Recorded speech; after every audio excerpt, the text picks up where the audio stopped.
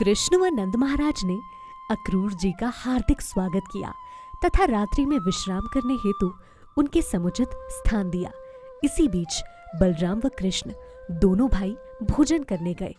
अक्रूर जी शैया पर बैठकर विचार करने लगे कि मथुरा से वृंदावन आते हुए उन्होंने जिन जिन कामनाओं की पूर्ति की अपेक्षा की थी वो सभी पूर्ण हो गई। लक्ष्मी के पति श्री कृष्ण अपने शुद्ध भक्त पर प्रसन्न होकर उसकी सभी कामनाएं पूर्ण कर सकते हैं, किंतु शुद्ध भक्त अपने व्यक्तिगत लाभ के लिए श्री भगवान से कभी कुछ नहीं मांगता।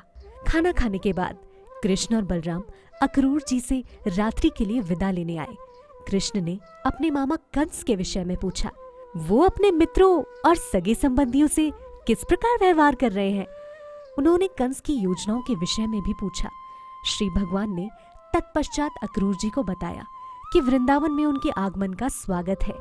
उन्होंने अक्रूर जी से पूछा कि उनके सभी संबंधी व मित्र स्वस्थ व निरोग तो है ना। कृष्ण ने कहा कि उन्हें अपने मामा कंस के राज्याध्यक्ष होने का बहुत दुख है।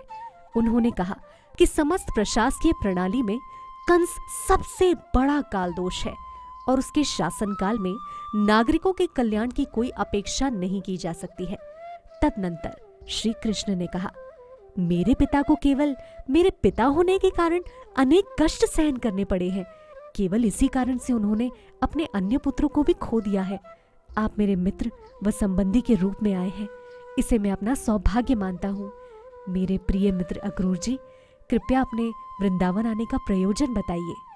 इस प्रकार पूछे जाने पर यदुवंशी अक्रूर जी ने कंस द्वारा श्री कृष्ण के पिता वासुदेव जी को मारने के प्रयास सहित मथुरा में घटी सभी नवीन घटनाओं का विवरण कृष्ण को दिया। नारद जी के द्वारा कृष्ण के वासुदेव के पुत्र होने तथा नंद महाराज के घर में छुपाए जाने के रहस्य को खोले जाने के उपरांत घटी सभी घटनाओं का भी विवरण अक्रूर जी ने दिया। अक्रूर जी ने कंस के विषय में सभी बातें बताईं। उन्होंने कृष्ण को बताया कि किस प्रकार श्री नारद मुनि ने कंस से भेंट की तथा किस प्रकार कंस ने स्वयं अक्रूर जी को अपना प्रतिनिधि बनाकर वृंदावन भेजा। अक्रूर जी ने कृष्ण को बताया कि श्री नारद मुनि ने जन्मोपरांत कृष्ण के मथुरा से वृंदावन स्थानांतरण तथा कंस द्वारा प्रेषित सभी असुरों के श्री कृष्ण द्वारा संहार के विषय में भी कंस को बता दिया था। तदुपरांत अक्रूर जी ने अपने वृंदावन आने के प्रयोजन के विषय में कृष्ण को बताया कि उन्हें मथुरा ले जाने के लिए आए हैं। इन सब आयोजनों को सुनकर शत्रुवध में निपुण श्री कृष्ण तथा बलराम कंस की योजनाओं पर मंदहास करने लगे। उन्होंने नंद महाराज से कहा कि कंस ने सभी ग्वाल बालों को धनुर्यज्ञ उत्सव में भाग लेने के लिए मथुरा जाने का निमंत्रण दिया है। कंस की इच्छा थी कि वो सब उत्सव में सम्मिलित होने के लिए वहां जाएं। कृष्ण के वचन सुनकर नंद महाराज ने तत्काल सब ग्वाल बालों को बुलाया तथा यज्ञ में उपहार देने के लिए सब प्रकार की दुग्ध निर्मित वस्तुओं तथा दूध का संग्रह करने का आदेश दिया। उन्होंने वृंदावन के नगरपाल को निर्देश भेजा कि वो सभी निवासियों को कंस के महान धनुर्यज्ञ के विषय में सूचित कर दे तथा उन्हें उत्सव में सम्मिलित होने का निमंत्रण दे। नंद महाराज ने ग्वाल बालों को सूचित किया कि वो प्रातः काल चलेंगे। अतएव उन्होंने सबकी मथुरा यात्रा के लिए गायों व बैलों का प्रबंध कर लिया। जब गोपियों ने देखा कि अक्रूर जी कृष्ण और बलराम को मथुरा ले जाने के लिए आए हैं तो वो अत्यंत व्याकुल हो उठी। कुछ गोपिकाओं के मुख दुख से विवर्ण हो गए, उनकी हृदय गति तीव्र हो गई और वो दीर्घ निश्वास लेने लगी। उन्होंने देखा कि उनके केश व वस्त्र तत्काल शिथिल हो गए हैं। गृह कार्य में रत अन्य गोपियां कृष्ण व बलराम की मथुरा जाने की सूचना पाकर काम छोड़कर ऐसे स्तब्ध हो गईं जैसे सब कुछ विस्मृत हो गया हो। उनकी दशा वैसे ही थी जैसी उस प्राणी की होती है जिसका अंत समय आ गया हो और वो तत्काल इस जगत को छोड़ रहा हो। अन्य गोपियां कृष्ण वियोग के कारण तत्क्षण मूर्छित हो गईं। स्वयं से उनके वार्तालाप तथा उनकी मनमोहक मुस्कान का स्मरण करके गोपियां दुख में डूब गईं। वो भगवान कृष्ण के अभिलक्षणों का स्मरण करने लगी कि किस प्रकार वो वृंदावन की भूमि पर विचरण करते थे तथा विनोदपूर्ण वचनों से सबका हृदय आकर्षित कर लेते थे। कृष्ण तथा उनसे अपने आसन वियोग के विषय में चिंता करती हुई गोपियां धड़कते हृदय से एक साथ एकत्र हो गईं। वो पूर्णतः श्री कृष्ण के ध्यान में डूब गईं और आंखों में अश्रु भरकर निम्न प्रकार से वार्तालाप करने लगी। ओ देव, तुम कितने क्रूर हो। ऐसा प्रतीत होता है कि तुम्हें दूसरों पर दया करना आता ही नहीं है। तुम्हारी ही योजना से मित्र एक दूसरे से मिलते हैं, किंतु उनकी मनोकामना पूर्ण हुए बिना ही तुम उन्हें विलग कर देते हो। ये ठीक बालकों की निरर्थक क्रीड़ा की भांति है। पहले तो तुम हमें कृष्ण के दर्शन का आयोजन कराते हो, जिनकी काली कुंचित केश राशि उनके विशाल ललाट तथा तीक्ष्ण नासिका को और भी सुंदर बनाती है, तथा जो इस भौतिक जगत के संघर्ष को कम करने के लिए सदा मुस्कुराते रहते हैं। उन कृष्ण का दर्शन जब हमें हो जाता है, तब तुम हमें उनसे वियोग कराने का आयोजन कर देते हो। अरे भाग्य, तुम कितने क्रूर हो। किंतु सबसे अधिक आश्चर्य तो ये है कि तुम अब उस अक्रूर के रूप में उपस्थित हुए हो, जिसका अर्थ होता है वो व्यक्ति जो क्रूर ना हो। प्रारंभ में हम तुम्हारी सराहना करती थी कि तुमने हमें कृष्ण के मनोहारी मुख के दर्शनार्थ ये नेत्र दिए हैं, किंतु अब एक मूर्ख प्राणी की भांति तुम हमारे नेत्र छीन लेना चाहते हो, जिससे हम कृष्ण का पुनः ये दर्शन न कर सके। नंद नंदन श्री कृष्ण भी अत्यंत क्रूर है। उन्हें सदैव नवीन मित्र चाहिए। उन्हें किसी से भी अधिक समय तक मैत्री रखना भाता नहीं है। अपना घर द्वार, मित्र या संबंधी सबको त्याग कर हम वृंदावन की गोपियां श्री कृष्ण की दासियां बन गई हैं, किंतु वो हमारी उपेक्षा करके जा रहे हैं। अब वैसे भी हम उनके प्रति पूर्ण रूप से समर्पित हैं, फिर भी वो हमारी ओर देखते भी नहीं है। अब मथुरा की युवतियों को सुअवसर मिलेगा। वो कृष्ण के आगमन की आशा कर रही हैं। वो मधुर मुस्कान से युक्त उनके मुख का दर्शन करेंगी और उसका मधुपान भी करेंगी। वैसे तो हम जानती हैं कि कृष्ण अत्यंत स्थिरचित व दृढ़ निश्चय है, फिर भी हमें भय है कि जब वो मथुरा की युवतियों के सुंदर मुख देखेंगे तो वो स्वयं को भूल जाएंगे। हमें भय है कि उनके वश में हो जाएंगे और हम सीधी सादी ग्राम बालाओं को भूल जाएंगे। फिर वो हम पर कृपालु नहीं रहेंगे। अतएव हम श्री कृष्ण से वृंदावन वापस आने की आशा नहीं कर सकते। वो मथुरा की बालाओं के संसर्ग को नहीं छोड़ेंगे। मथुरा शहर के शानदार समारोह के बारे में सभी गोपियों ने कल्पना करना शुरू कर दिया। कृष्ण गलियों से गुजरते थे और शहर की महिलाएं और युवा लड़कियां उन्हें अपने अपने घरों के छज्जों से देखती थी। मथुरा शहर में अलग अलग समुदाय थे, जिन्हें तब भोज, अंधक और सात्वत के नाम से जाना जाता था। ये सभी समुदाय एक ही यदुवंश की ही अलग अलग शाखाएं थीं, जिसमें कृष्ण प्रकट हुए थे। वो सभी कृष्ण के आने की आशा कर रहे थे। ये सुनिश्चित था कि कृष्ण, जो भाग्य की देवी का विश्राम स्थल तथा सभी सुखों और श्रेष्ठतम गुणों के भंडार थे, वो मथुरा शहर का दौरा करने वाले थे। तदुपरांत गोपियां अक्रूर के कार्यों की निंदा करने लगी। वो कहने लगी कि अक्रूर जी उनके प्रियतम से भी अधिक प्रिय, उनके नैनों की ज्योति श्री कृष्ण को लिए जा रहे हैं। अक्रूर जी गोपियों को बिना सांत्वना दिए, बिना बताए ही उन्हें उनकी दृष्टि से दूर ले जा रहे थे। अक्रूर जी को इतना निर्दय नहीं होना चाहिए था। उन्हें गोपियों से सहानुभूति दर्शानी चाहिए थी। गोपियों ने आगे कहा, सबसे आश्चर्य की बात तो ये है कि नंदनंदन कृष्ण ने बिना कुछ विचार किए पहले से ही रथ पर आसन ग्रहण कर लिया है। इससे तो ऐसा प्रतीत होता है कि कृष्ण बहुत बुद्धिमान नहीं है। हो सकता है कि वो बुद्धिमान भी हो, पर दयावान तो नहीं है। न केवल कृष्ण, अपितु ग्वाल बाल भी इतने निष्ठुर हैं कि पहले से ही वो बैलों और बछड़ों को मथुरा यात्रा के लिए गाड़ियों में जोत रहे हैं। वृंदावन के वयोवृद्ध भी निर्दयी हैं। वो भी हमारी दुर्दशा को ध्यान में रखकर कृष्ण को मथुरा जाने से नहीं रोकते। देवता भी हमसे रुष्ट हैं, जो कृष्ण की मथुरा यात्रा में बाधा नहीं डाल रहे हैं। गोपियां देवताओं से प्रार्थना करने लगी कि वो चक्रवात, तूफान अथवा अतिवृष्टि जैसी किसी प्राकृतिक बाधा को पैदा कर दे, जिससे कि कृष्ण मथुरा ना जा सके। तदनंतर वो विचार करने लगी, अपने वयोवृद्ध माता पिता तथा संरक्षकों की उपस्थिति की चिंता न करके हम सब स्वयं ही कृष्ण को मथुरा जाने से रोकेंगी। इस सीधी कार्यवाही के अतिरिक्त हमारे पास कोई दूसरा विकल्प नहीं है।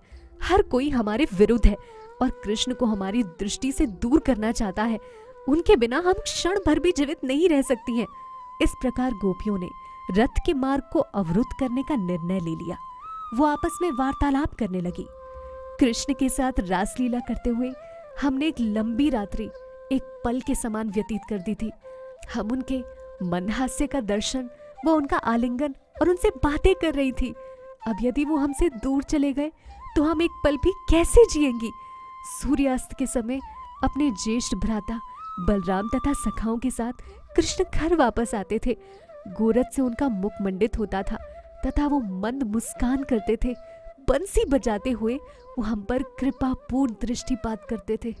हम उन्हें कैसे भूल सकेंगे? हम अपने जीवन धन कृष्ण को कैसे भुला सकेंगे? हमारे हृदय उन्होंने दिन रात कई प्रकार से पहले ही चुरा लिए हैं। अब यदि वो चले जाते हैं तो हमारे जीवित रहने की कोई संभावना नहीं है। इस प्रकार विचार करते हुए कृष्ण के वियोग की कल्पना से गोपियां और भी अधिक दुखी हो गई। वो अपने मन को ना रोक सकी तथा कृष्ण के विभिन्न नामों, हे प्रिय दामोदर, प्रिय माधव को पुकारती हुई उच्च स्वर में क्रंदन करने लगी। श्री कृष्ण के प्रस्थान से पूर्व गोपिकाएं संपूर्ण रात्रि क्रंदन करती रही। सूर्योदय के साथ ही अक्रूर जी स्नान आदि समाप्त करके रथ पर बैठ गए तथा कृष्ण एवं बलराम सहित उन्होंने मथुरा के लिए प्रस्थान किया। दूध से निर्मित पदार्थों, दही, घी, दूध आदि को मिट्टी के पात्रों में भरकर उन्हें बैलगाड़ी में लादकर नंद महाराज तथा अन्य ग्वाले भी गाड़ियों में बैठ गए। वो कृष्ण एवं बलराम के रथ का अनुगमन करने लगे। कृष्ण के द्वारा रथ का मार्ग अवरुद्ध न करने को कहने पर भी गोपियां रथ को घेर कर खड़ी हो गई और दीन दृष्टि से कृष्ण की ओर देखने लगी। गोपियों की दुर्दशा देखकर कृष्ण बहुत प्रभावित हुए, किंतु जैसा कि नारद जी ने भविष्यवाणी की थी, उनका कर्तव्य मथुरा को प्रस्थान करना था। अतएव कृष्ण ने गोपियों को धीरज बंधाया। उन्होंने कहा कि गोपियों को इतना दुखी होने की जरूरत नहीं है, वो अपना कार्य समाप्त करके शीघ्र ही वापस लौट आएंगे। किंतु वो मार्ग छोड़ने को सहमत ही नहीं हुई। फिर भी रथ पश्चिम की ओर बढ़ने लगा। जैसे जैसे रथ आगे बढ़ा, गोपियों के मनों ने यथासंभव उसका अनुसरण किया। जब तक रथ की पताका दिखाई दी तब तक वो उसे देखती रही। अंत में दूर रथ की केवल धूली दिखाई दे रही थी। गोपियां अपने स्थान पर स्तब्ध खड़ी रही। अंततः रथ नेत्रों से ओझल हो गया। वो चित्रलिखित सी अविचल खड़ी रही। गोपियों को निश्चय हो गया था कि कृष्ण तत्काल वापस आने वाले नहीं है और अत्यंत निराश मन से वो अपने अपने घरों को लौट गई। कृष्ण की अनुपस्थिति से गोपियां अत्यंत विचलित हो गई थी। वो संपूर्ण दिवस कृष्ण की लीलाओं का चिंतन करती रहती थी और इस प्रकार उन्हें कुछ धैर्य मिलता था। अक्रूर तथा बलराम सहित श्री भगवान ने रथ को तीव्र गति से यमुना तट की ओर बढ़ाया। यमुना में स्नान करने मात्र से प्राणियों के सभी पाप फल नष्ट हो जाते हैं। कृष्ण तथा बलराम दोनों ने नदी में स्नान किया और मुख धोया। यमुना के स्फटिक के समान पारदर्शी निर्मल जल का पान करने के पश्चात वो पुनः रथ में बैठ गए। रथ बड़े बड़े वृक्षों की छाया में खड़ा था और दोनों भाई वहां बैठ गए। तत्पश्चात अक्रूर जी ने उनसे यमुना में स्नान करने की अनुमति मांगी। वैदिक रीति के अनुसार नदी में स्नानोपरांत कटी तक जल में खड़े होकर गायत्री मंत्र का पाठ करना चाहिए। जब अक्रूर जी नदी में खड़े थे तो अचानक उन्हें जल में कृष्ण और बलराम के दर्शन हुए। दोनों भाइयों को देखकर उन्हें आश्चर्य हुआ, क्योंकि उन्हें विश्वास था कि वो दोनों रथ में बैठे हैं। भ्रमित होकर वो तत्क्षण जल से बाहर निकल आए और दोनों भाइयों को देखने के लिए रथ के समीप गए। उन्हें यह देखकर आश्चर्य हुआ कि वो पहले की भांति रथ में बैठे हुए थे। जब उन्होंने उन दोनों को रथ में बैठे देखा तो वो सोचने लगे कि उन्होंने उन्हें जल में देखा भी था या नहीं। अतएव वो पुनः नदी पर गए। इस बार उन्होंने न केवल कृष्ण एवं बलराम के दर्शन किए, अपितु अनेक देवताओं, सभी सिद्धों, चारणों एवं गंधर्वों के भी दर्शन किए। वो सभी श्री भगवान के समक्ष नतमस्तक खड़े थे।